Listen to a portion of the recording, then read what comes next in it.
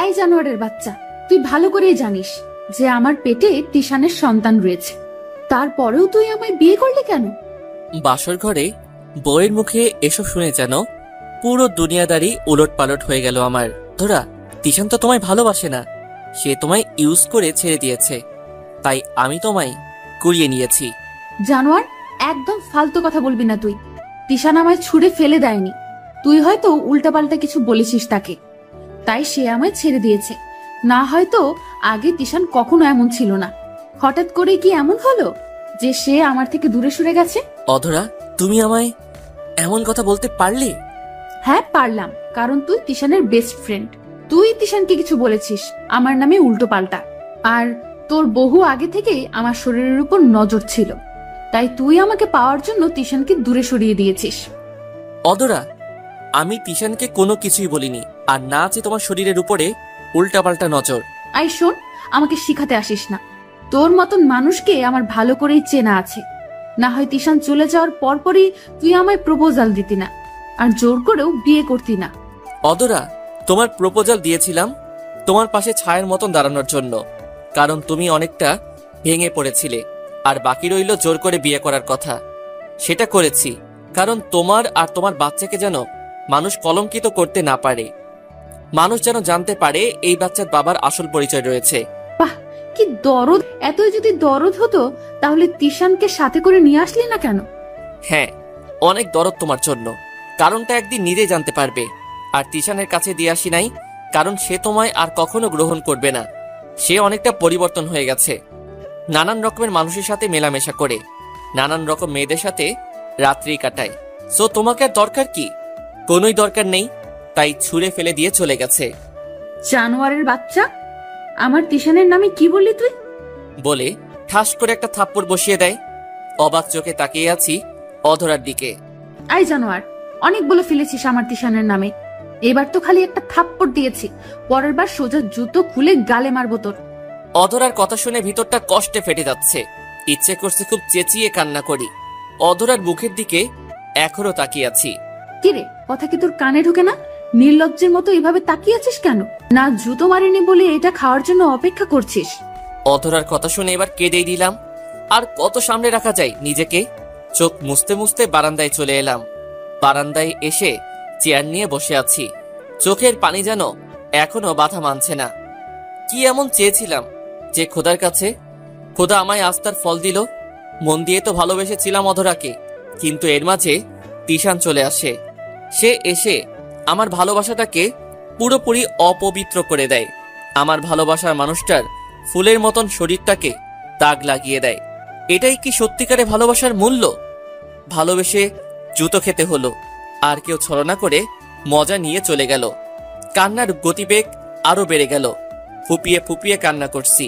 তখনই অধরা রুম থেকে চেঁচিয়ে উঠল, এই শরীর খেকো, চেঁচানো অফ কর, আমার ঘুমের ডিস্টার্ব হচ্ছে। ন্যাকা কাঁদতে হলে অন্য কোথাও গিয়ে কাঁদ। অধরার কথা শুনে চুপ হয়ে গেলাম, কিন্তু কান্না থামলো না। নীরবে কেঁদে গেলাম। বেশ অনেকটা সময় পর দেখি মাথাটা পুরো ধরে গেছে আমার। বারান্দা থেকে উঠে ওয়াশরুমে চলে গেলাম। ওয়াশরুমে গিয়ে মুখের পানি ছিটা দিতে লাগলাম। মাথার সাথে সাথে চোখ মুখও জ্বলছে। পাশে আয়নায় তাকিয়ে দেখি অগ্নিশিখার মতন লাল হয়ে আছে চোখ জোড়া। হায় রে চোখ, যারা তোকে অবহেলা করে তুই তার জন্যই কাঁদিস, তার জন্যই তোর চোখ থেকে জল বের হয়। দুনিয়ার এসব বেহায় নিয়মগুলো যদি না থাকতো তাহলে কতই না ভালো হতো। অনেকটা সময় ওয়াশরুমেও কাটিয়ে দিলাম। পরে বের হয়ে রুমে আসলাম।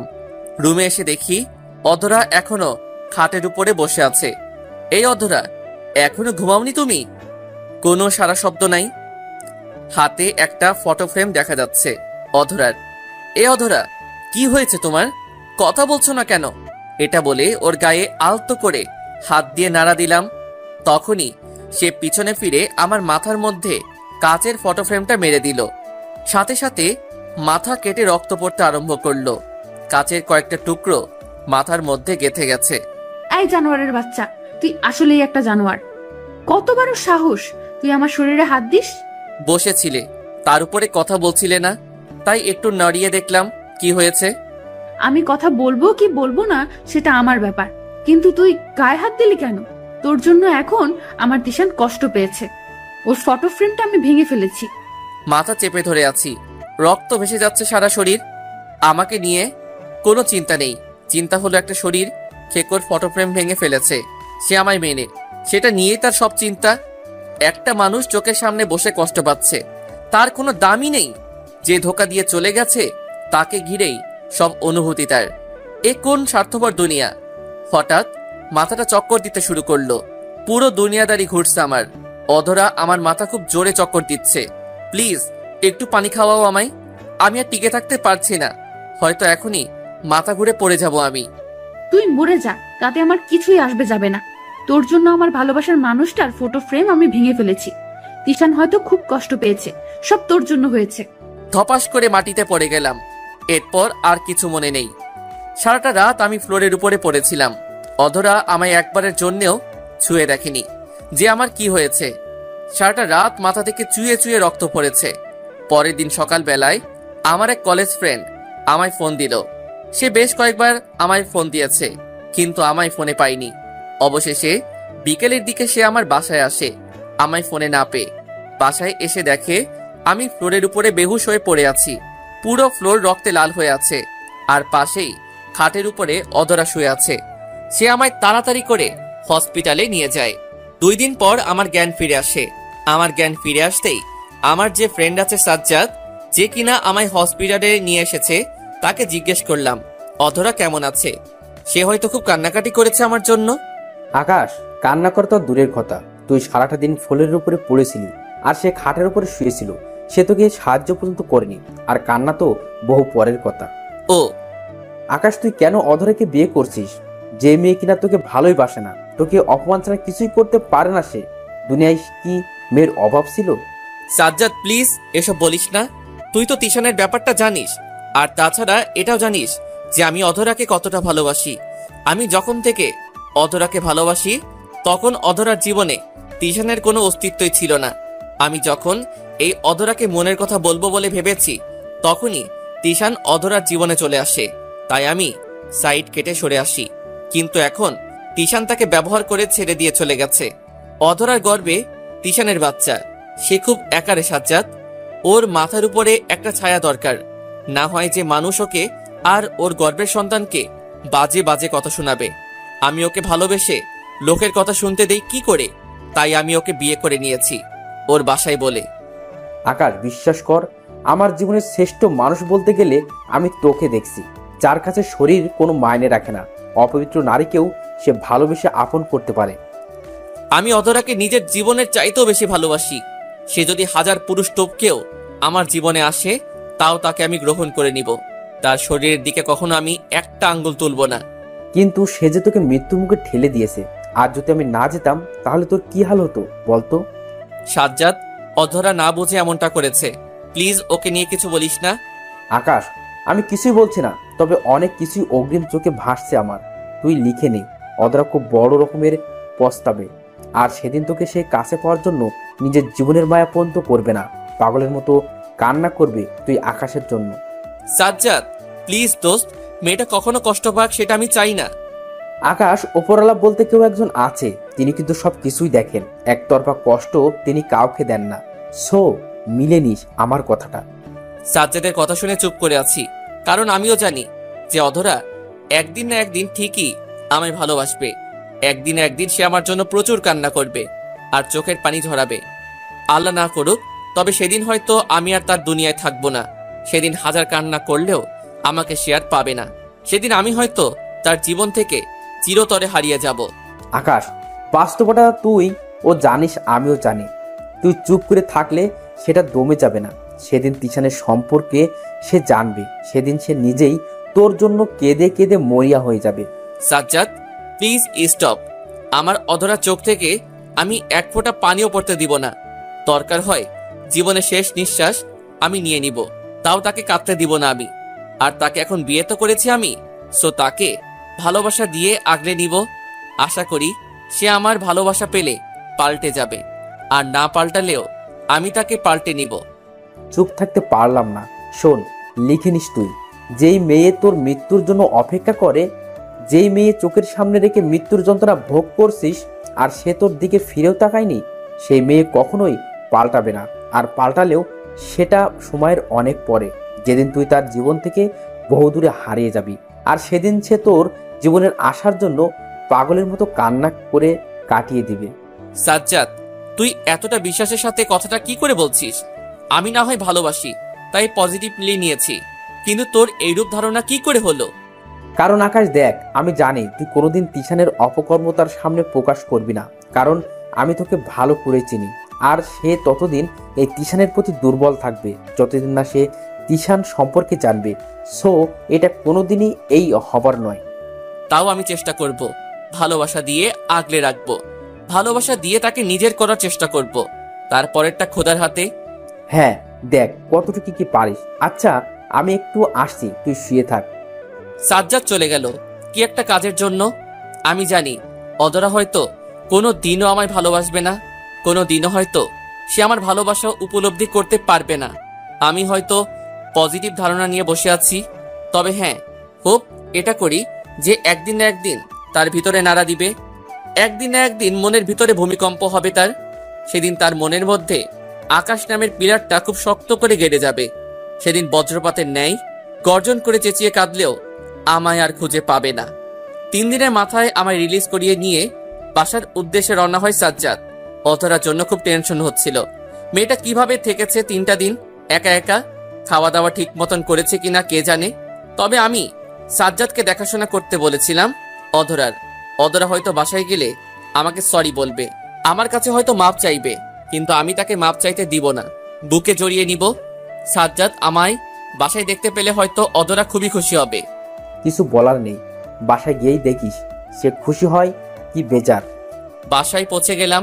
গাড়ি থেকে নামতেই দেখি অধরা দরজায় দাঁড়িয়ে আছে। অধরাকে দেখে মনটা খুশি হয়ে গেল, হয়তো সে খুব কষ্ট পেয়েছে আমায় আঘাত করে। তবে আমি সবটাই ভুলে গেছি, অধরা আর তার পেটের বাচ্চাটাকে নিয়েই আমার সব চিন্তা।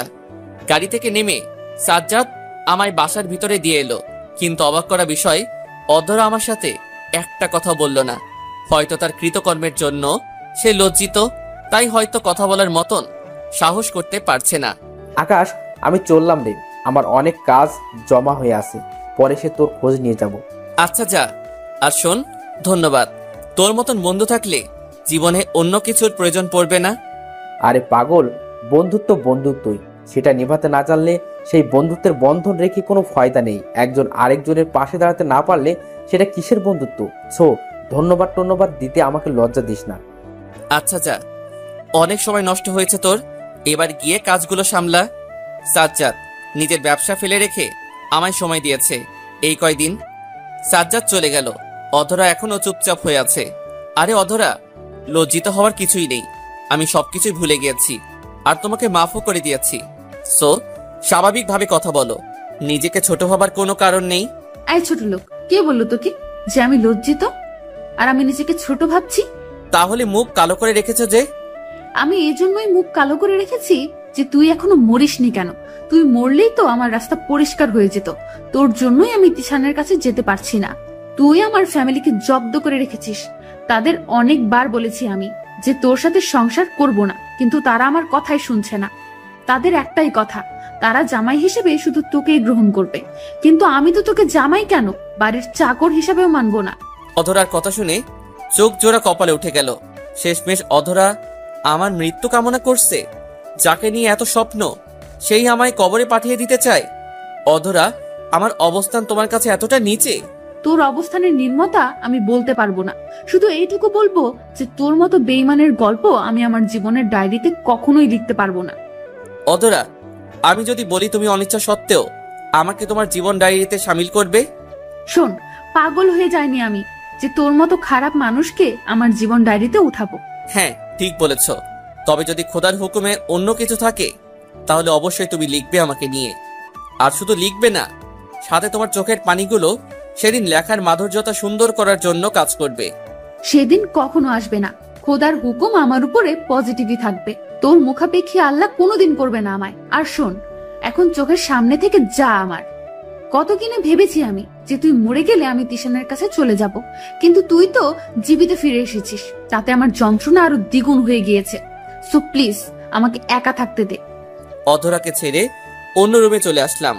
চোখের কোণে পানি চিকচিক করছে, হয়তো এখনই বাঁধ ভেঙে পানি পড়া শুরু করবে। হ্যাঁ, সেটাই হলো।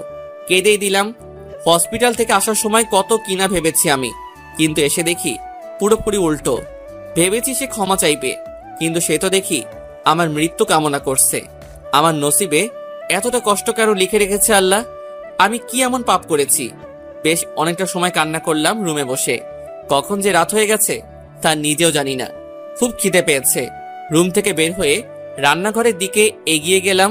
ফ্রিজে হয়তো কোনো খাবার থাকবে, কিন্তু ফ্রিজ খুলে কিছুই পেলাম না। অধরা হয়তো এ কয়দিন ফল ফুল খেয়েই থেকেছে। আল্লাহ, এখন কি করব আমি?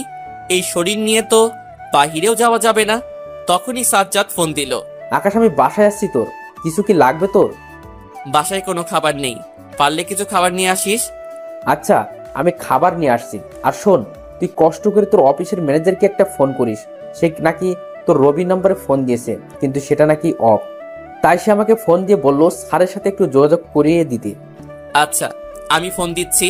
তারপর ফোন রেখে দিয়ে ম্যানেজারকে ফোন করলাম। স্যার, একটি জরুরি ডিল ছিল, কিন্তু আপনি অসুস্থ থাকায় আমি সেটা বাতিল করে পরবর্তী ডেট দিয়েছি। কিন্তু তিনারা উঠে পড়ে লেগেছে ডিল করার জন্য। কি করব এখন স্যার? তুমি পুরোটা হ্যান্ডেল করে নাও, আর আমার পরিবর্তে তুমি ডিলটা করো। স্যার, আমি? হ্যাঁ, তুমি। ঠিক আছে স্যার। ম্যানেজারের সাথে কথা বলা শেষ করে সাজ্জাদের জন্য অপেক্ষা করছি। সে আসতে আর কত সময় লাগবে কে জানে। দরজার বেল বাজছে, তার মানে সাজ্জাদ এসে পড়েছে। দরজা খুলে দেখি সাজ্জাদ। আয়, ভিতরে আয়। তো বল, শরীরে কি অবস্থা? এই তো ভালোই। অধরার কি অবস্থা? তা জানি না, সেই রুম আটকে বসে আছে। আকাশ, তোকে আমি একটা কথা বলি, তোর এই ভুল ডিসিশন হয়তো তোর জীবনের কাল হয়ে দাঁড়াবে। মোটামুটি ভালোই ব্যবসা বাণিজ্য করিস, টাকা পয়সা অধিক না থাকলেও মোটামুটি আছে। সেই দিক থেকে তুই মোটামুটি ভালো মেয়েই বিয়ে করতে পারতি, কিন্তু তুই তা না করে তিশান কুকুরের বাচ্চার ইউজ করা মেয়েকে বিয়ে করলি, কিন্তু সে মেয়েও তোকে অবহেলা করছে। সাজ্জাদ আমার কপাল পোড়া, তাছাড়া কিছুই না। আর অধরাকে আমি ভালোবাসি, তাই তাকে বিয়ে করেছি। এর জন্য যদি কোনো শাস্তি পেতে হয় তাহলে আমি পাবো, তাতে আমার কোনো আপত্তি নেই। আকাশ, তুই তার ভালোবাসার অন্ধ হয়ে গেছিস। তোকে যতই যাই বলি না কেন, তোর কোনো কথাই এখন গায়ে লাগবে না। ওই যে বাংলায় একটা প্রবাদ আছে না, সমঝোতার কোয়ে ইশারাই কাফি হে ওর বেয়াকুব কো ঠিসারা ভি দো হয় তো ভি উস ফারাহা নেহি পারতা। তো আসলেই বেকুব হয়ে গেছিস হয়তোবা, তবে আমি তার মাঝেই ভালোবাসা খুঁজে নিব। আচ্ছা, ওসব বাদ দে। এখন এই যে ধর খাবার এসে, এগুলো প্লেটে বেড়ে খেয়ে নে। সাজ্জাদের রান্না খাবারগুলো প্লেটে বেড়ে খেয়ে নিলাম। খেয়ে দিয়ে পরে খাবারের কিছুটা অংশ টেবিলের উপরে রেখে দিয়েছি অধরার জন্য। তারপর সাজ্জাদের সাথে অনেকটা সময় আড্ডা দিলাম। পরে সে চলে গেল, আমিও রুমে যেতে ধরলাম। তখনই মনে পড়ল অধরার কথা। সে কিছু খায়নি, এদিকে খাবারও ঠান্ডা হয়ে যাচ্ছে। না, গিয়ে মেয়েটাকে ডাক দেই খাওয়ার জন্য। অধরার রুমের সামনে গিয়ে অধরা দরজা খুলো। কেন, কি দরকার? তোমার জন্য খাবার এনেছি, খেয়ে নাও খাবারগুলো। আমি খাবো না, তোর খাবার তুই খা। প্লিজ অধরা, দরজা খুলো। তোমার এখন টাইমলি খাওয়া উচিত। কোনো ধরনের অবহেলা করলে আমাদের বাচ্চার প্রবলেম হবে। তখনই অধরা দরজা খুলে বেরিয়ে এলো। এই তুই কি বললি? আমাদের বাচ্চা মানে? তোমার আর আমার আর কি? জানোয়ার, একদম মুখ সামলে কথা বলবি। তোর মতো ছোট লোকের বাচ্চা আমার পেটে কোনোদিন গ্রহণ করব না। এই বাচ্চা শুধু আমার আর তিশানের, সো কখনো নিজের বাচ্চার দাবি করতে আসবি না। আচ্ছা, করব না, কিন্তু এবার গিয়ে খেয়ে নাও। আচ্ছা, খেয়ে নিচ্ছি, কিন্তু তুই আমার পাশে একটু বসে থাকিস। খাওয়া শেষ করে তোর সাথে কিছু কথা আছে। আচ্ছা। অধরার পাশে বসে আছি, সে খাবার খাচ্ছে। একদম বাচ্চা মেয়ের মতন ছড়িয়ে ছিটিয়ে খাবার খাচ্ছে। খাওয়ার থেকে বেশি বরবাদ করছে। ইচ্ছে করছে ওকে নিজ হাতে খাইয়ে দেই, কিন্তু সেই অধিকার তো আমায় অধরা দেয়নি। একটু পর অধরার খাওয়া শেষ হলো। চল আমার সাথে রুমে চল। আচ্ছা। অধরার পিছনে পিছনে রুমে গেলাম। সে আমায় রুমে নিয়ে গিয়েই ধাক্কা দিয়ে খাটের উপরে ফেলে দিল। তারপর সে আমার উপরে ঝাঁপিয়ে পড়ে ধস্তাধস্তি আরম্ভ করলো। অধরা, কি করছো কি? তুই তো আমায় শরীরের জন্য বিয়ে করেছিস, তাই শরীর সঁপে দিচ্ছি তোকে। তারপরও প্লিজ তুই আমায় তিশানের কাছে দিয়ে আয়। তোর যা ইচ্ছে হোস আমার সাথে কর, আমার শরীরের সাথে। আমি কিছুই বলবো না, কিন্তু প্লিজ আমার তিশানকে চাই। অধরা কাণ্ড দেখে যেন পুরো পায়ের নিচ থেকে মাটি নিচে সরে গেল। কি রে, নে আমার শরীর নিজের আয়ত্তে নে। কি করব? মাথায় কাজ করছে না, কিন্তু অধরার ফুলের মতন শরীরটাকে আমি স্পর্শ করব না, তাই তাকে সরিয়ে দিয়ে বিছানা থেকে উঠে গেলাম। কিরে, উঠে গেলে যে? শরীর চাই না তোর? অধরা, একটা কথা মাথায় রেখো, আমি শরীর খেকো না। যদি শরীরের প্রতি এতটাই লোভ থাকতো তাহলে পতিতালয়ে দৌড় দিতাম, কারণ এই শহরে পতিতালয়ের অভাব নেই।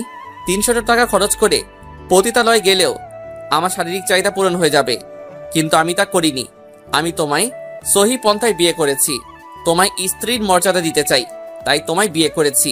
আর তোমার গর্ভের যে বাচ্চাটা আছে সে যেন জারজ নামে আখ্যায়িত না হয়, তাই তোমায় বিয়ে করেছি। এই থাম থাম, অনেক বড় বড় লেকচার দিয়েছিস, আর শোনার ইচ্ছে নেই। সোজা রুম থেকে বের হ। রুম থেকে তো বেরিয়েই যাব, শুধু তোমার ভুল ধারণাটা দূর করার জন্য এতগুলো কথা বললাম। এই যা তো, পক পক না করে। অধরা রুমে থেকে বের হয়ে অন্য রুমে এসে শুয়ে আছি। শুয়ে শুয়ে একটু আগের কথাগুলো ভাবছি। অধরা আমায় কি বিশ্রী অপবাদ দিল, নিজের কাছেই নিজেকে ছোট লাগছে। যাহ, তাও মাফ করে দিলাম অধরাকে। মেয়েটা হয়তো না বুঝে এমনটা করেছে আমার সাথে, এসব নিয়েই ভাবছিলাম। তখনই হঠাৎ ফোনের মধ্যে একটা মেইল আসে। আমি ফোনটা হাতে নিয়ে মেইলটা চেক করলাম। মেইলটা ওপেন করতে দেখি অর্ধনগ্ন 2টা মানুষের ছবি। মানুষ দুটোকে দেখে আমার চোখ জোড়া সোজা কপালে উঠে গেছে। মানুষ দুটো আর কেউ না, একজন হচ্ছে তিশান, আরেকজন হচ্ছে সাইমা, যে আমাদের সাথে একই ক্লাসে পড়তো। সাথে সাথে নাম্বারে একটা মেসেজ আসলো। দোস্ত দেখ, সাইমার সাথে রুম ডেটে গিয়েছিলাম। আমি কোনো কথা না বলে সোজা তিশানকে ফোন লাগালাম। তিশান, এসব কি? আরে মজা নিলাম একটু। তোকে না বলেছিলাম যে একদিন না একদিন আমি সাইমার সাথে রুম ডেট করেই ছাড়বো। দেখলি আমার কামাল। তিশান এটাকে কামাল বলে না, এটাকে বলে হারামি পানা। আর তুই এসব করে কি মজা পাস? আরে দোস্ত, দুনিয়াটাই এমন, শারীরিক সম্পর্কে লিপ্ত হও তো তুমি পুরুষ, না হয় তো তোমার দিকে আঙুল উঠবে। তাই বলে একের পর এক মেয়ের সাথে এভাবে অশ্লীলতা করবি? অশ্লীলতার কি আছে? আর সে যদি রাজি থাকে তাহলে আমি মজা নিতে কেন পারবো না? তিশান, আসলে তুই মানুষ থেকে পশু হয়ে গেছিস। অধরা জীবনটাও তুই এইভাবে নষ্ট করে দিয়েছিস। সে এখন তোর বাচ্চা পেটে নিয়ে বেড়াচ্ছে। ভাই শোন, আমি এসব করে মজা পাই, এতে তুই আমায় যা ভাবার ভাবতে পারিস। আর বাকি রইল অধরার জীবন নষ্ট করেছিস সেটা। শালিটার খুব দেমাগ হয়েছিল, তাই তার সাথে রুম ডেট করে দেমাগ বের করে দিয়েছি। অনেকবার বলেছি রিলেশন করতে, কিন্তু সে রাজিই হয়নি। পরে এমন টিস খাটালাম, রাজি তো হয়েছেই, সাথে রুম ডেটও করেছে। তিশান, তুই বন্ধু নামের কলঙ্ক। তুই ভালো করে জানতি যে আমি অধরাকে খুব বেশি ভালোবাসি, তাও তুই ওর সাথে এই রূপটা কেন করলি? দুনিয়ায় কি আর মেয়ে চোখে পড়েনি তোর? দেখ, তুই ভালোবাসতিস সেটা তোর ব্যাপার, বাট আমি ওর সাথে ওসব করে মজা পেয়েছি। সো এইসব নিয়ে কথা বলে কোনো ফায়দা নাই, যা হওয়ার হয়ে গেছে। তার বাচ্চা, সে এখন আমার স্ত্রী, ওর দিকে ভুলেও আর তাকাবি না। কসম খোদার, ওর দিকে যদি কুনজরে তাকিয়েছিস তাহলে তুই তিশানের সেদিন শেষ দিন মনে করবি। আরে আমি এক জিনিস বেশি দিন ইউজ করি না, সো টেনশন নিস না। আর যাক, তুই মেয়েটাকে বিয়ে করে ভালোই করেছিস, না হয়তো আমার একটু প্রেশার নিতে হতো। খুব বড় খেলোয়াড় হয়ে গেছিস, তাই না? মনে রাখিস, যেদিন পাপের বোঝা ভারী হবে সেদিন নিজেই হাই হতাশ করবি। আর শোন, আর কোনোদিন তোর এই মুখ আমাকে দেখাস না, না হয়তো তোর মুখের হুলিয়া আমি পরিবর্তন করে ফেলবো। তারপর রেগে মেগে ফোনটা কেটে দিলাম। তিশানকে আর কিছু বলতে না দিয়ে অধরার নামে বাজে বাজে কথা শুনে খুব রাগ হচ্ছিল, কিন্তু তাও নিজেকে সামলে নিলাম। আমি যদি এই ছবিগুলো অধরাকে নিয়ে গিয়ে দেখাই আর কল রেকর্ড গিয়ে অধরাকে শোনাই, তাহলে সে হয়তো চিরতরে তিশানকে ভুলে যাবে। আমি তিশানের সাথে কথা বলার সময় কল রেকর্ড চালু করে রেখেছিলাম, সবটাই রেকর্ড করেছি আমি। কিন্তু আমি কোনো কিছুই অধরাকে দেখাবো না। আমি আগে নিজের সবটা দিয়ে চেষ্টা করব তার মন পরিবর্তন করার, পরে যদি না হয় তাহলে অন্য কিছু ট্রাই করব। আর রেকর্ড করেছি ভালোই হয়েছে একদিকে, কারণ কখন এসবের প্রয়োজন পড়ে যায় কে জানে। তারপর ঘুমিয়ে পড়লাম। সকালবেলা ঘুম থেকে ফ্রেশ হয়ে নিলাম, তারপর ধীরে ধীরে হেঁটে বাসা থেকে বের হয়ে সামনের দোকানটায় চলে গেলাম। দোকান থেকে সামান্য কিছু নাস্তা নিয়ে বাসায় ফিরে এলাম। অধরাও দেখি ঘুম থেকে উঠে গিয়েছে। অধরা, ঘুম কেমন হলো তোমার? তোর না জানলেও চলবে।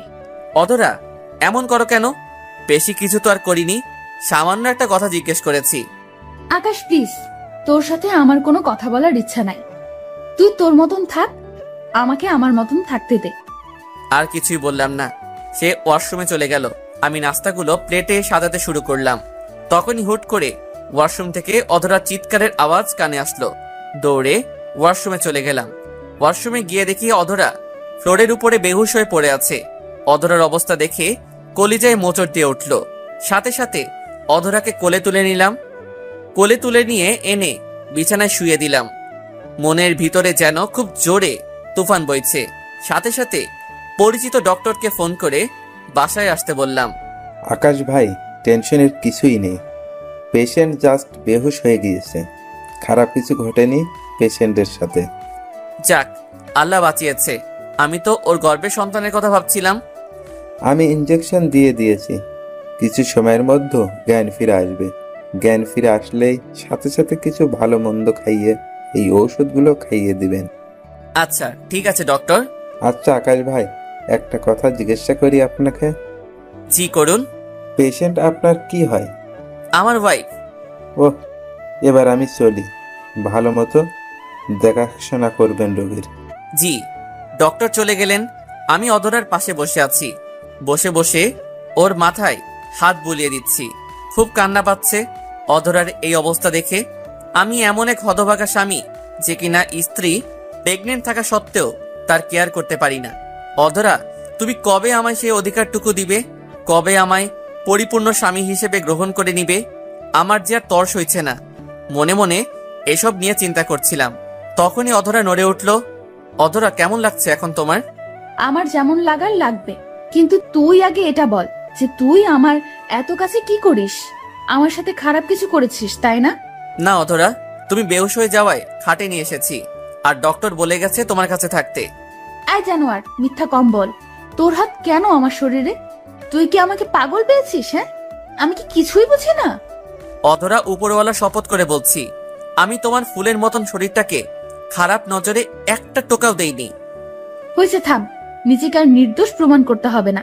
আমি জানি তোর চরিত্র সম্পর্কে।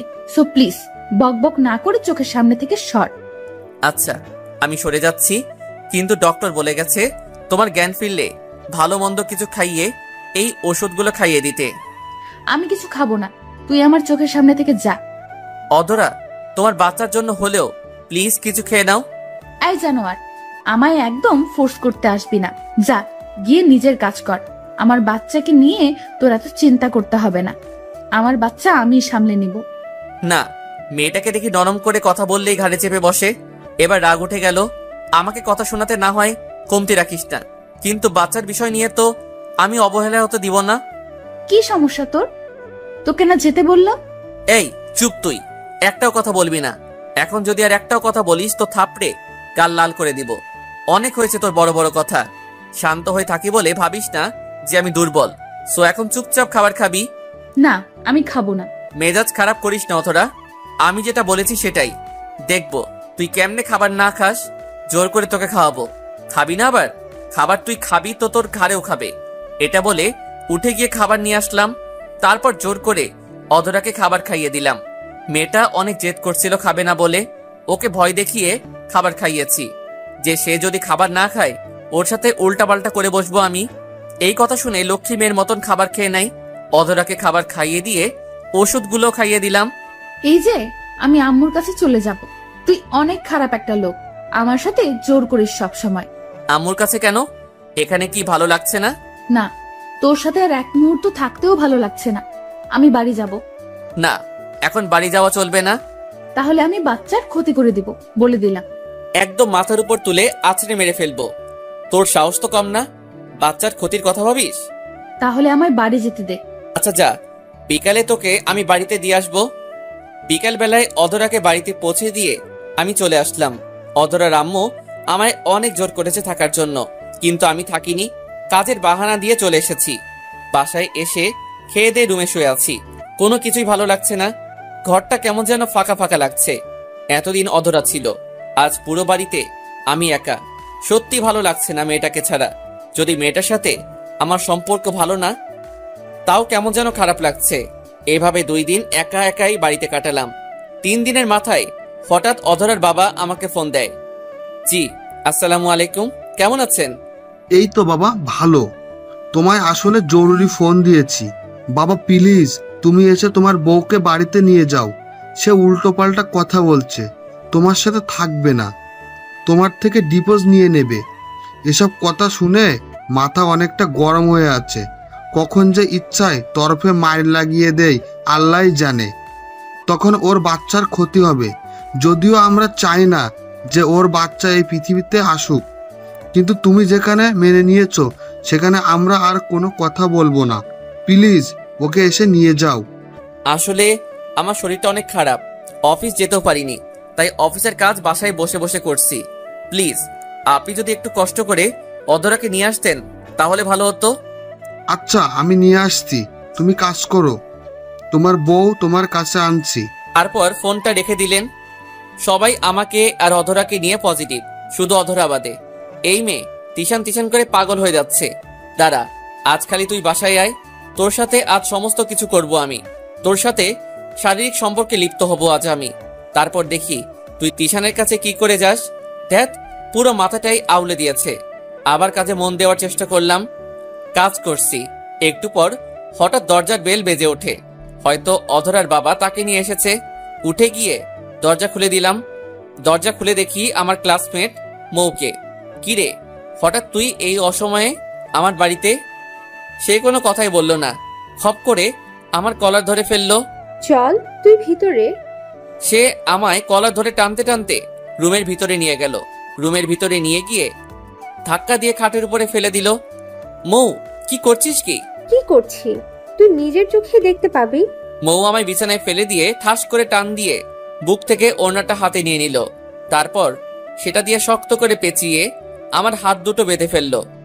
মৌ, কি করতে চাইছিস কি?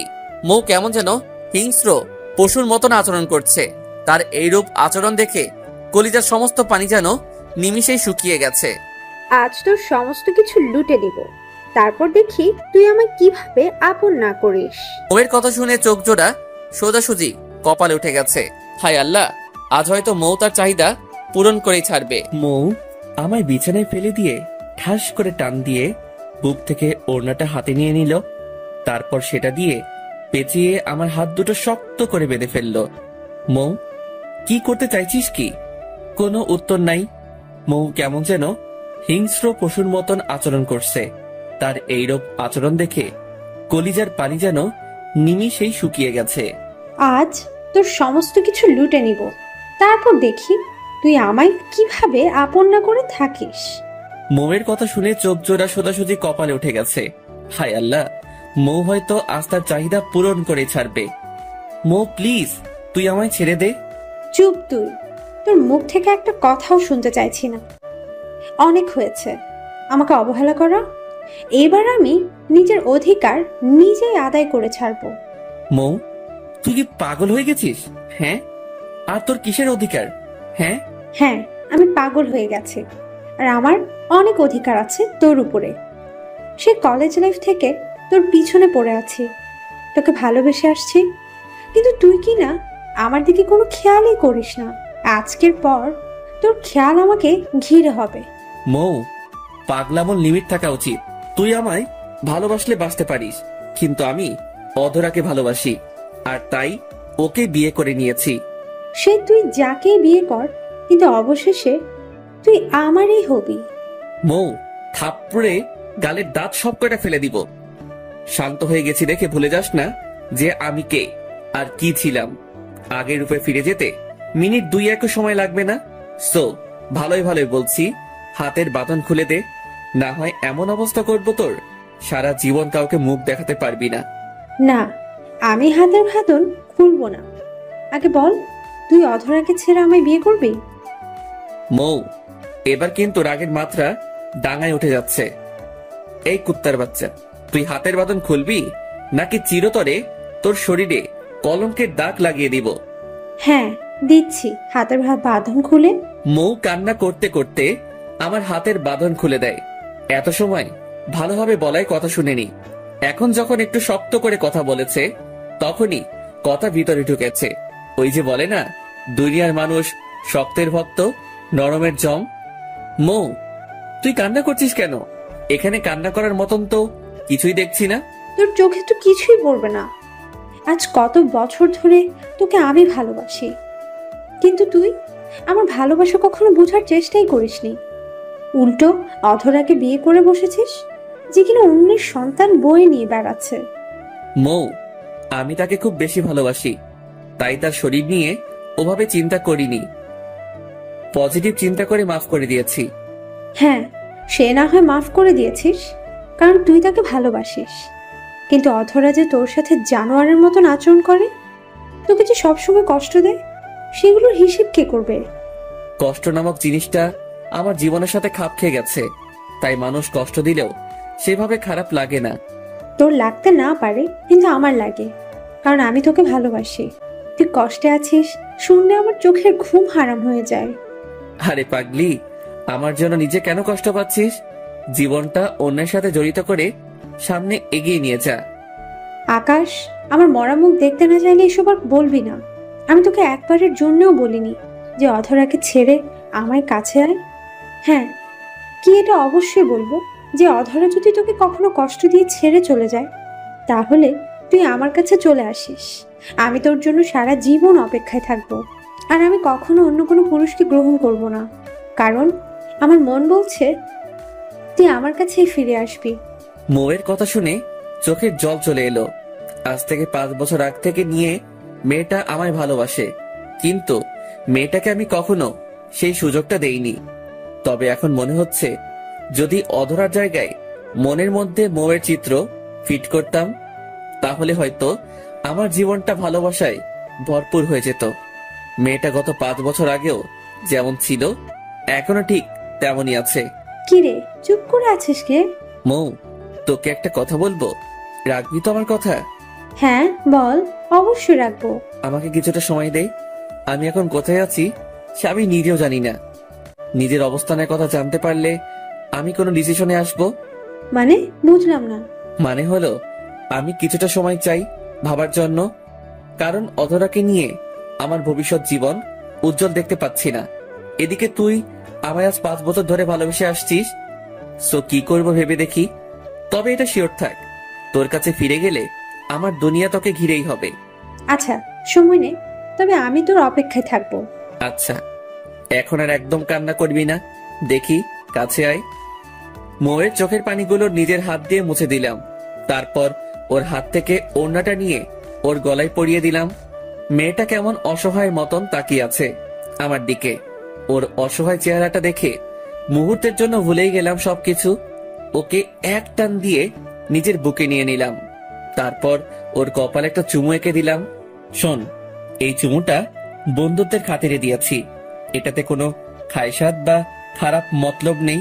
তবে আল্লাহর হুকুমে যদি এমনটাই থাকে যে তুই আমার জীবনের সূত্রে জুড়ে যাবি, তাহলে পরবর্তীতে চুমুটা স্বামী হিসেবে তোর ঠোঁটেই মারবো।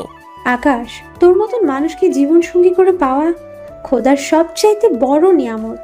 হয়েছে, এবার গিয়ে সোফায় বসে থাক, আমি একটু হাত মুখ ধুয়ে আসছি। মৌ গিয়ে সোফায় বসলো, আর আমি ফ্রেশ হতে চলে গেলাম।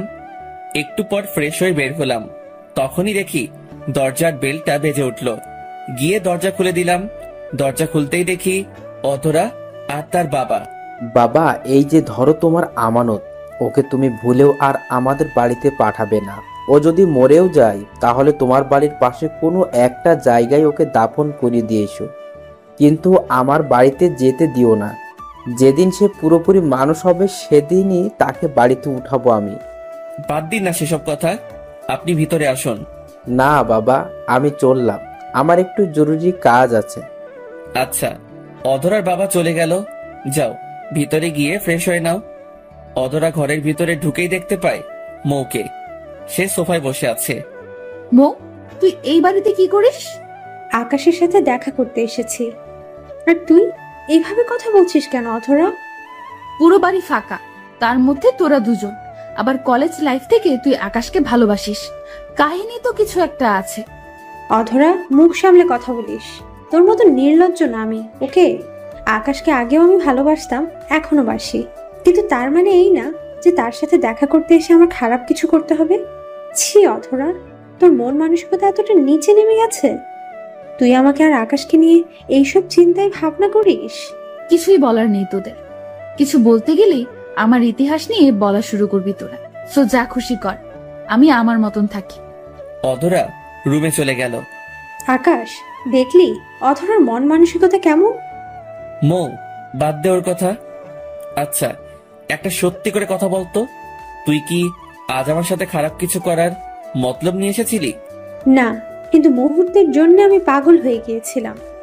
মাথায় কেমন অদ্ভুত ধরনের একটা ভূত চেপে বসেছিল, যে তোকে যদি শরীর দিয়ে দেয় তাহলে হয়তো তুই আমাকে আপন করে নিবি। কিন্তু পরক্ষণেই হুঁশ ফিরে আসে আমার তোর কথায়, যে আমি যা করতে চাইছিলাম তার সবটাই ভুল। কারণ শরীরই ভালোবাসা প্রমাণ করে প্রতি তারা, যাদের দেহের কোনো দাম নেই, তারাই শরীর দিয়ে ভালোবাসা প্রমাণ করে। সো কিছু মনে করিস না প্লিজ। মৌ, তোর জন্য খুব আফসোস হচ্ছে রে। খোদা কেন মনের মধ্যে অধরার বদলে তোর জন্য ভালোবাসার বীজ বুনে দিল না? না, হয়তো তোকে নিয়ে আজ আমি খুব সুখী হতাম। উপরওয়ালার হুকুম, এই হয়তো এটা, হয়তো ভালো কিছু লেখা আছে কপালে, তাই বান্দাকে পরীক্ষা করে নিচ্ছেন। হ্যাঁ, তাই হবে হয়তো। আচ্ছা আকাশ, এবার আমার যাওয়া উচিত। অনেকটা সময় হয়ে গিয়েছে, আমি এসেছি। এখন বাসায় না গেলে মা খুব টেনশন করবে। আচ্ছা ঠিক আছে, কিন্তু খাওয়া দাওয়া করে যা। না রে, সেটাও হবে না, কারণ মা আমায় ছাড়া খাবার খায় না। অন্য একদিন খাবো নে। আচ্ছা ঠিক আছে। তারপর মৌ চলে গেল। মেয়েটার জন্য খুব খারাপ লাগছে। সবকিছুই হয়েছে অধরার জন্য। মেয়েটাকে যদি আমি ভালো না বাসতাম তাহলে হয়তো আজ এই দিন দেখতে হতো না। অধরার সাথে অনেক কিছু করার প্ল্যান করছিলাম আজকে, কিন্তু মৌয়ের কারণে সবকিছুই মাথা থেকে ঝেড়ে ফেলে দিয়েছি। কারণ আমার জীবনের এখন কোনো ভরসা নেই, কোন দিকে মোড় টানবে তা নিজেও জানি না। তাই এখন এসব না করাই ভালো। কাজকর্ম সেইভাবেই সোফার উপরে রেখে দিয়ে খেতে চলে গেলাম। অধরার জন্য প্লেটে খাবার বেড়ে রেখেছি। পুরোপুরি দুপুর হয়নি, কিন্তু মোটামুটি সময় হয়ে এসেছে খাবার। অধরা, খেতে এসো। আমি খাবো না, তোর খাবার তুই খা। খাবি না মানে? তোর ঘাড়ও খাবে। রুম থেকে গিয়ে জোর করে কোলে তুলে নিয়ে আসলাম, তারপর চেয়ারে এনে বসালাম। নে, খাবার খা। আকাশ, তুই কিন্তু অতিরিক্ত করছিস। তোর কি মনে হচ্ছে না যে তুই অন্যের আমানতে হাত দিচ্ছিস? অন্যের আমানত না, তোকে আমি বিয়ে করেছি, সো তুই আমার আমানত। জোর করে বিয়ে করলে সব হয়ে যায় না। আমার মন আর শরীর দুটোই তিশানের জন্য। তুই সেই দুটো জিনিসই কোনোদিনও পাবি না। আর শোন, তিশানের সাথে আমার কথা হয়েছে, সে আমায় বলেছে কিছুদিন পর সে আমায় নিয়ে যাবে। সো তোকে আমি ডিভোর্স দিয়ে দেব। এতে আমার পরিবারের সাথে সম্পর্ক শেষ হলেও হবে, আর এমনিতেও তো সম্পর্ক ভালো নেই। অধরা, সেম ভুলটা তুই আবারও করতে চলেছিস। শোন, তোকে আমি বহুকাল আগ থেকে ভালোবাসি, তাই তোর শরীরের এমন কন্ডিশন জানা সত্ত্বেও তোকে আমি বিয়ে করেছি। কই, তিশান তো তোকে বিয়ে করেনি, সে তোকে ছেড়ে দিয়ে চলে গেছে। আই, একদম বাজে কথা বলবি না আমার তিশানের নামে। সে তোর কারণে আমাকে ছেড়ে দিয়ে চলে গেছে, আর তোর ভালোবাসার নিকুচি করি আমি। তোর ভালোবাসা আমার শরীরে, সেটা আমি ভালো করেই জানি। সো একটা কাজ কর, আজ রাতটা তোকে দিয়ে দেব। তুই যেভাবে বলবি সেইভাবেই সেজে গুজে থাকবো। তোর যা ইচ্ছা হয় করিস আমার শরীরের সাথে, যেইভাবে ইচ্ছা হয় ভোগ করিস আমার শরীরটাকে। তাও প্লিজ আমায় মুক্তি দে। অধরার কথা শুনে মাথার রক্ত পুরো গরম হয়ে গেল। শরীরের সমস্ত শক্তি দিয়ে অধরার গালের মধ্যে চর বসিয়ে দিলাম। সে চর খেয়ে চেয়ার সহকারে নিয়ে মাটির উপরে আছড়ে পড়ল। রাগ এত পরিমাণে উঠে গেছে যে অধরা মাটিতে পড়ে যাওয়ার পর তার চুলের মুঠি ধরে তাকে টানতে টানতে দাঁড় করালাম। অনেক বলে ফেলেছিস কথা, এবার চুপ করে আমি কি বলি তাই শুনবি। শোন, তোর শরীরের প্রতি আমার কোনো লোভ নেই, সেটা আগেও বলেছি, এখনো বলছি। আজকের পর যদি এইরূপ চিন্তা ভাবনা তোর মাথায় আসে তাহলে সোজা অবস্থা খারাপ করে দিব তোর। হ্যাঁ, খালি এটাই তো পারবি, যে পুরুষ হয়ে নারীর সাথে শক্তি দেখাবি। অধরার কথা শুনে রাগটা কেমন যেন দমে গেল। হ্যাঁ, ঠিকই তো বলেছে। ওর গায়ে কেন হাত তুলতে হলো আমার? অন্য কিছু তো করতে পারতাম। আর তাছাড়া মেয়েটার পেটে বাচ্চা, সেই দিকটাও খেয়াল নেই আমার। সাথে সাথে অধরাকে এক টান দিয়ে বুকে নিয়ে নিলাম, তারপর শক্ত করে নিজের বাহুডোরে চেপে ধরলাম। অধরা রে, তুই কোন দিন বুঝবি বলতো আমার ভালোবাসা? তোকে যে এই দুনিয়ার মধ্যে আমার থেকে কেউ বেশি ভালোবাসতে পারবে না। প্লিজ আমার স্বামী হিসেবে গ্রহণ করে নে না। ভিক্ষা চাইছি তোর কাছে স্বামীর অধিকার। না, তোকে আমি কোনোদিনও স্বামী হিসেবে গ্রহণ করব না। তুই যদি মরেও যাস তাও কোনোদিনও তোকে স্বামী হিসেবে গ্রহণ করব না। সত্যি আমি যদি মরে যাই তাও তুই আমায় গ্রহণ করবি না? না না না, দরকার হয় 100 বার বলবো না। অধরা, দিনটা খুব শীঘ্রই আসবে রে, যেদিন আকাশ নামের কোনো পাপিষ্ট দুনিয়ায় থাকবে না। আর সেদিন তোর আজকের বলা নাটা হ্যাঁতে পরিণত হয়ে যাবে। যেদিন তুই সমস্ত সত্যিটা নিজের চোখের সামনে দেখতে পাবি, সেদিন তুই পাগলের মতন কাঁদবি। সেদিন বুঝতে পারবি যে আকাশ নামের কুলাঙ্গারটা তোকে কেমন ধারা ভালোবেসেছিল। তখন পাগলের মতো কান্না করলেও আমি আকাশকে আর ফিরে পাবি না। হয়তো সেদিনটা দেখার জন্য আমি থাকবো না, না হয়তোবা তোর থেকে ধরা ছোঁয়ার অনেক বাহিরে চলে যাব আমি। আরে ছাড় তো তুই, তোর মতন খারাপ মানুষের মুখে এইসব বিরহের কথা মানায় না। যা গিয়ে অন্য কাউকে পটা এসব বলে। আমার মন কোনোদিনও গলাতে পারবি না এসব বলে। অধরা, আজ এত অবহেলা করছিস তো ডায়েরিতে টুকে রাখ। একদিন তুই দুনিয়ার সবচেয়ে অবহেলার পাত্রী হবি। সেদিন তুই আমি আকাশের খোঁজ করতে করতে পাতাল পর্যন্ত চলে যাবি, কিন্তু আমার সন্ধান আর মিলবে না। থাক তুই, খেয়ে নে এবার। আমি রুমে চলে গেলাম, তখনই সাজ্জাদ ফোন করে। হ্যাঁ সাজ্জাদ বল। টিভি নিউজ খুলে দেখ তাড়াতাড়ি। সাজ্জাদের কথা মতন টিভি নিউজ চালু করলাম। নিউজ চালু করলেই চোখ জোড়া সোজা কপালে উঠে গেছে। টিভির স্ক্রিনে মৌকে দেখাচ্ছে। মৌয়ের নিথর বডিটাকে কয়েকজন মানুষ ট্রলিতে করে অ্যাম্বুলেন্সে উঠাচ্ছে। এটা দেখে শরীরের সমস্ত লোম দাঁড়িয়ে গেল। নিজের অজান্তেই চেঁচিয়ে কেঁদে উঠলাম। মৌয়ের কিছু হতে পারে না। নিউজ রিপোর্টার নিউজ রিড করছে। মালবাহী ট্রাকের সাথে সিএনজির মুখোমুখি সংঘর্ষে 2 জন নিহত ও 1 জন আহত। নিহতদের লাশ শনাক্ত করার জন্য সেখানেই রেখে দেওয়া হয়েছে ও আহত ব্যক্তিকে মেট্রোপলিটন হসপিটালে নিয়ে যাওয়া হয়েছে। স্ক্রিনে মৌয়ের ছবি। তার মানে মৌ ঠিক আছে, সে বাদে বাকি 2 জন নিহত। সেই অবস্থায় দৌড়ে ঘর থেকে বের হয়ে গেলাম। রওনা হলাম মেট্রোপলিটন হসপিটালের উদ্দেশ্যে। সেখানে পৌঁছে দেখি মৌকে ইমার্জেন্সিতে নিয়ে যাওয়া হয়েছে। একটু পর ইমার্জেন্সি থেকে ডক্টর বেরিয়ে আসে। ডক্টর, কি অবস্থা মৌয়ের? মাথায় প্রচন্ড চোট লেগেছে, তবে আশা করি বড় কিছু হবে না। তবে খোদার হুকুম যদি অন্য রকম থাকে তাহলে সেটা উনার ব্যাপার। ডক্টরের কথা শুনে বুঝতে বাকি রইল না যে তিনি আমার সান্ত্বনা দিচ্ছেন। সারাটা দিন মৌয়ের সাথে দেখা করতে দিল না ডক্টররা। রাতের বেলায় মৌয়ের মা খবর পেয়ে হসপিটালে ছুটে আসে। আমি টিনাকে হসপিটালে রেখে বাসায় চলে আসি, কারণ অধরা বাসায় একা। তার কন্ডিশনও এখন ভালো না। কখন কি হয়ে যায় বলাই যায় না। রাত বাজে 10টা। বাসায় এসে দেখি অধরা শুয়ে শুয়ে ফোনে কথা বলছে। এই, তুমি কার সাথে কথা বলছো? কেন, তা দিয়ে তোমার কি? অধরা, মাথার রক্ত গরম হয়ে আছে। কখন থাপড়ে গালে সব কটা দাঁত ফেলে দেই তা নিজেও বলতে পারবি না। সো যা জিজ্ঞেস করেছি তার উত্তর দে। তিশানের সাথে। তিশানের কথা শুনে রাগ উঠে গেল। অধরার কাছে গিয়ে খপ করে টান দিয়ে ওর হাত থেকে ফোনটা নিয়ে নিলাম। তিশার, তোকে আগেও বারণ করছি যে অধরার আশেপাশেও যেন তোকে না দেখি। আরে তো তোর বউকে তুই সামলা না, সে তো নিজেই আমার সাথে কথা বলতে আসছে। সো নিজের বউকে নিজে কন্ট্রোল কর, খামাখো আমার উপর রাগ দেখাতে আসিস না। আজকের পর অধরা তোর সাথে যোগাযোগ করতে চাইলেও তুই ওর সাথে যোগাযোগ করবি না। সেটা তোর বউকে ভালো করে বল, ফ্রিতে মজা সবাই নেয়। তোর বউ ফোন দিয়ে রামলীলা করতে চাইলে আমি তো বারণ করব না। কুত্তার বাচ্চা, মুখ সামনে কথা বল। আকাশ, অধরার মতন মেয়ের জন্য তুই আমার সাথে বাড়াবাড়ি করছিস। এই রাগ তোর নোংরা আলাপ। তোর মতন জানোয়ারকে তো জুতা মারা উচিত।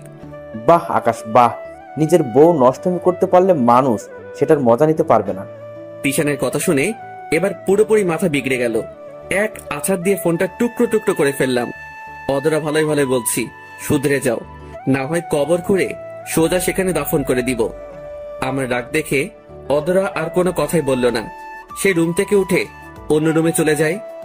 ছোট লোকটা আমার উপরে মেজাজ দেখায় আবার। চুপ করে ছিলাম বলে ধরে নিস না যে আমি জবাব দিতে পারি না।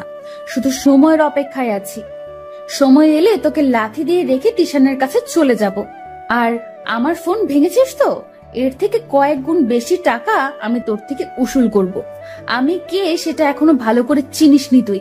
যেদিন আমি রাগ দেখাবো সেদিন বুঝতে পারবি সবকিছু। আর কি ভেবেছিস আমার ফোন ভেঙে ফেললে আমি তিশানের সাথে যোগাযোগ করতে পারবো না, কথা বলতে পারবো না? এমনটা ভাবলে ভুল ভেবেছিস। আমার ছোট ফোন দিয়ে আমি ওর সাথে কথা বলবো, দেখি কি করে তুই আমাকে আটকাস। অধরা অন্য রুমে চলে গেল। দেখ, আগে গিয়ে ফ্রেশ হয়ে আসি। তারপর গিয়ে ফ্রেশ হয়ে আসলাম। পরে টেবিলে খাবার লাগালাম। রাগে পুরো শরীর গিরগির করে কাঁপছে। বাসায় এসে গোসল করেছি, তাই রাগটা একটু কমেছে। তখনই মনে হলো অধরা হয়তো এখনো খাইনি, কারণ সে যে কেয়ারলেস। না, মেয়েটাকে গিয়ে নিয়ে আসি খাওয়ার জন্য। অধরাকে আনতে চলে গেলাম। রুমে গিয়ে দেখি মেয়েটা রাগ করে খাটের উপরে বসে আছে। আমি সোজা গিয়ে কোনো কথা না বলেই অধরাকে কোলে তুলে নিলাম। অধরা আমার কাণ্ড দেখে পুরাই অবাক। আই আই, কি করছিস তুই? নামা আমাকে নিচে। আঙুল দিয়ে অধরার মুখে চেপে ধরলাম। চুপ, একদম একটাও কথা বলবি না। সে চুপ হয়ে গেল। আমি তাকে কোলে করে রুম থেকে নিয়ে এসে খাবার টেবিলে বসালাম। তারপর নিজের হাতে ওকে জোর করে খাইয়ে দিলাম। অধরাকে খাওয়াচ্ছিলাম আর চোখ দিয়ে টুপটুপ করে পানি পড়ছিল। খালি একটা কথাই মাথায় বাড়ি খাচ্ছে। আজ যদি সে আমায় মেনে নিত, তাহলে হয়তো সেও আমাকে খাইয়ে দিত। কতই না সুখের সংসার হতো আমাদের। কিন্তু আফসোস, সেই কপাল নিয়ে জন্মাইনি। চোখের পানি যেন ঘন হয়ে পড়তে শুরু করলো। অধরা আমার দিকে এক নজরে তাকিয়ে আছে। আকাশ, তোকে একটা কথা বলবো। হ্যাঁ, বলো। আগে চোখের পানিগুলো মুছে নে। আচ্ছা। হাত দিয়ে চোখের পানিগুলো মুছে ফেললাম। নে, মুছে ফেলেছি। দেখ আকাশ, আমি জানি তুই আমাকে তিশানের থেকে দূরে সরিয়েছিস। আমাকে নিজের করে পাওয়ার জন্য অনেক রকম চেষ্টাই তুই চালিয়েছিস। শেষমেশ জোর করে নিজেরই করে নিয়েছিস। কিন্তু একটা কথা না, আজ খুব বলতে ইচ্ছে হচ্ছে তোকে। তোর চোখের পানিগুলো দেখে কেন জানি মনে হচ্ছে তোর মধ্যে কোথাও না কোথাও একটু হলেও সত্যতা লুকিয়ে আছে। অধরার কথা শুনে ফুপিয়ে কান্না করে দিলাম। নিজেকে আর কোনোভাবে ধরে রাখতে পারলাম না। প্লিজ আকাশ, কান্না করিস না। বিশ্বাস কর, তোর চোখের পানিগুলো দেখে না আমার খুব ভয় হচ্ছে। আমার কেন জানি মনে হচ্ছে তোর চোখ থেকে গড়িয়ে পড়া অশ্রুগুলো আমার জীবনে কাল হয়ে ফিরে আসবে। সেদিন হয়তো আমি জমিনে দাঁড়িয়ে থাকার শক্তি হারিয়ে ফেলবো। প্লিজ অধরা, এসব বলিস না। যত যাই হোক, আমি চাই না তোর জীবনে কোনো বালা মুসিবত আসুক। তোর উপরে যদি কোনো বালা মুসিবত এসেও থাকে, সেটা যেন আমার উপর দিয়ে চলে যায়। আকাশ প্লিজ, এভাবে বলিস না রে। আমি তোর প্রতি দুর্বল হয়ে পড়বো তাহলে। কিন্তু আমি চাই না তোর প্রতি দুর্বল হতে, কারণ আমি তিশানকে ভালোবাসি। যত যাই হোক, আমি তিশানকে কখনোই ভুলতে পারবো না। অধরা, খুব ভালোবাসাটা হয়তো একদিন থাকবে না, কারণ সত্যির মুখোমুখি যেদিন হবি, সেদিন হয়তো সবটাই তোর চোখের সামনে ক্লিয়ার হয়ে যাবে। সেদিন হয়তো আমাকে আর পাবি না। কিন্তু আমি চাই তোর ভালো এবং খারাপ সময় সাথী হতে। সেটা তুই বন্ধু হয়েও থাকতে পারিস, কিন্তু তুই যদি সত্যি আমাকে ভালোবেসে থাকিস, তাহলে প্লিজ আমায় তিশানের হাতে সঁপে দে। আমি তোর ভালো বন্ধু হতে চাই না, কারণ আমার খুব কষ্ট হবে তোকে পেয়েও হারিয়ে ফেলার পর। তবে আমি ভালোবাসার প্রমাণ দিব, তোকে তিশানের কাছে পৌঁছে দিয়ে আসবো। কিন্তু তার জন্য আমাকে কয়েকটা মাস সময় দিতে হবে। কয়েকটা মাস আমাকে ভালোবাসার সুযোগটা দিতে হবে। তুই ভালোবাসিস না আমায়, শুধু কয়েকটা মাস আমি আমার মতন করে তোকে ভালোবাসবো, যাতে করে সারা জীবন এই ভালোবাসার মুহূর্তগুলোকে মনে করে পার করে দিতে পারি। এটা কি ধরনের কথা আকাশ? প্লিজ না করিস না। তোর দুটো পায়ে ধরি। আমি তোকে কথা দিলাম তো যে তিশানের কাছে আমি তোকে নিজে দিয়ে আসবো। সো প্লিজ আমার এই কথাটা অন্তত রাখ। আকাশ, এটা হয় না। তোকে সুযোগ দিলে হয়তো তোর সাথে আমার শারীরিক কিছু হয়ে যাবে। অধরা, তুই আমায় এতটা বাজে মনে করিস? যদি এতটাই বাজে হতাম, তাহলে তো এত সময়ে তোর সাথে অনেকবার জবরদস্তি করতাম। কই, আমি তো তেমন কিছুই করিনি। সো কোনোদিনও করব না। আচ্ছা যা, তোকে সুযোগ দিলাম, কিন্তু কয় মাস? 6 মাস। আজ থেকে 6 মাস তুই আমাকে ভালোবাসার অধিকার দিবি। আচ্ছা যা, দিলাম, কিন্তু তারপর তুই আমাকে তিশানের কাছে পৌঁছে দিয়ে আসবি। হ্যাঁ, কথা দিলাম 6 মাস পর তিশানের কাছে তোকে পৌঁছে দিয়ে আসবো। এবার প্লিজ খেয়ে নে। তারপর অধরাকে নিজের হাত দিয়ে সমস্তটা খাবার খাইয়ে দিলাম। খাবার শেষ করে ওর মুখ মুছে দিলাম। আচ্ছা, আমি তাহলে রুমে যাই, তুই খেয়ে নে। আচ্ছা, কিন্তু ঘুমিয়ে পড়িস না, তোকে একটা জিনিস দেওয়ার বাকি আছে। আচ্ছা। অধরা রুমে চলে গেল। আমি খেয়ে দিয়ে রুমে চলে গেলাম। গিয়ে পকেট থেকে ফোনটা বের করে সিমগুলো খুলে নিলাম। তারপর ফোনটা অধরার দিকে এগিয়ে দিলাম। এই নে ধর, তোর ফোন তো আমি নষ্ট করে ফেলেছি, তাই আমারটা তোকে দিয়ে দিলাম। এটা দিয়ে তুই তিশানের সাথে সারা দিন রাত কথা বলতে পারবি। আমি তোর সিমে সারা মাসের জন্য টাকা লোড করে দিব।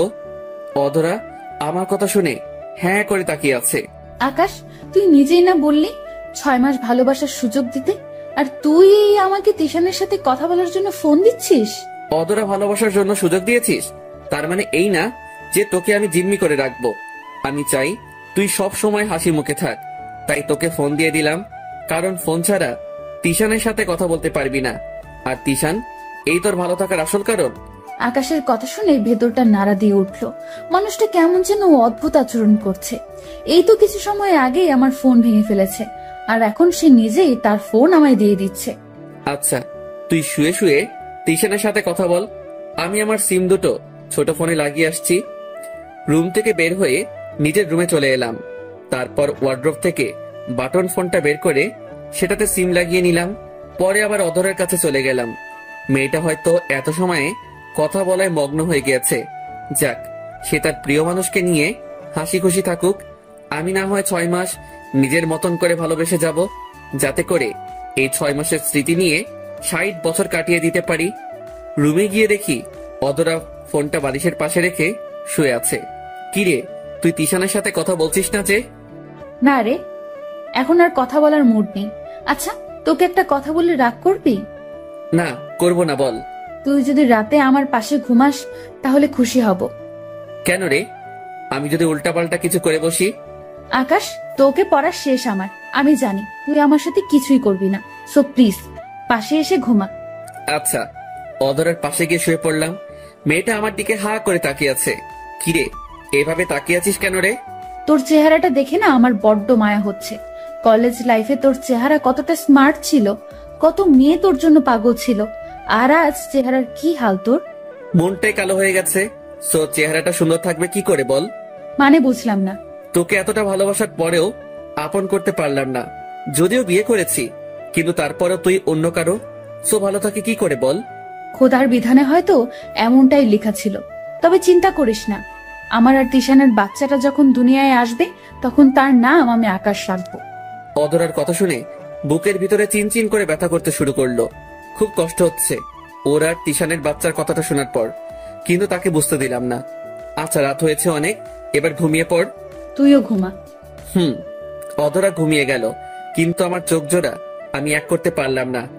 সারাটা রাত আমি মুখ চেপে ধরে কেঁদেছি, আর অধরা আরামে ঘুমিয়েছে। খোদা, আমার ভাগ্য লিখনে এতটা কষ্ট কেন যুক্ত করে দিয়েছে কে জানে। যাক, যেমনটা কপালে আছে তেমনটাই মানতে হবে। পরে শেষ রাতের দিকে নিজেই ঘুমিয়ে পড়লাম। সকালবেলা ঘুম ভাঙে ফোনের আওয়াজে। ফোন থেকে উঠে দেখি মোমের আম্মু ফোন করেছে।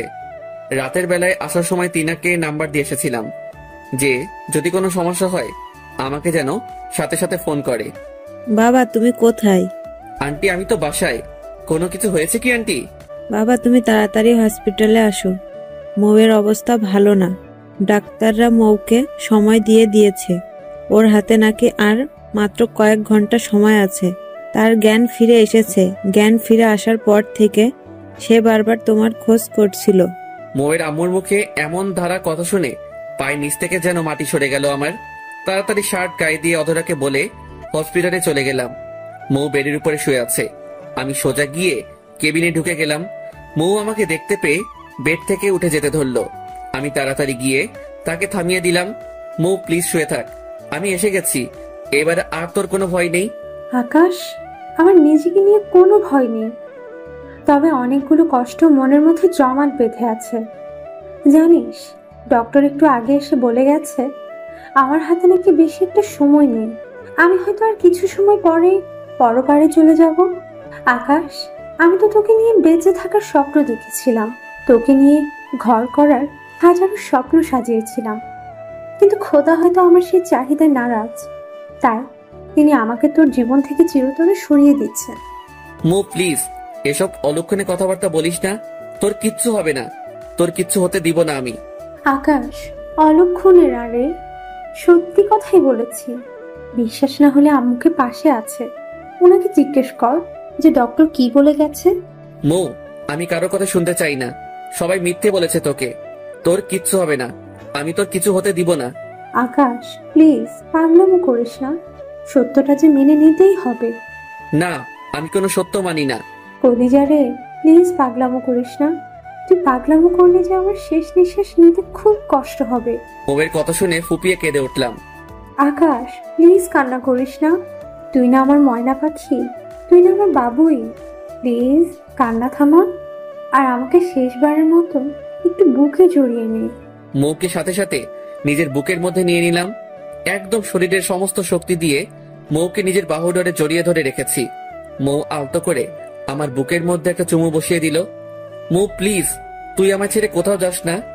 তখনই একটা গরম নিঃশ্বাস বুকে এসে পড়ল, আর বউ আমাকে সজোরে খামচে ধরল। এরপর মৌ আর নড়াচড়া করছে না। আমার বুঝতে বাকি রইল না যে কি হয়েছে। মিনিটের মধ্যে যেন আমার সমস্ত দুনিয়াদারি এলোমেলো হয়ে গেছে। মৌকে জড়িয়ে ধরা অবস্থাতেই বিকট আওয়াজে সজোরে এক চিৎকার মারলাম। আকাশের চিৎকার শুনে ওয়ার্ডের সমস্ত ডক্টর মৌয়ের কেবিনে দৌড়ে আসে। ডক্টর দেখেন না আমার মৌয়ের কি হয়েছে।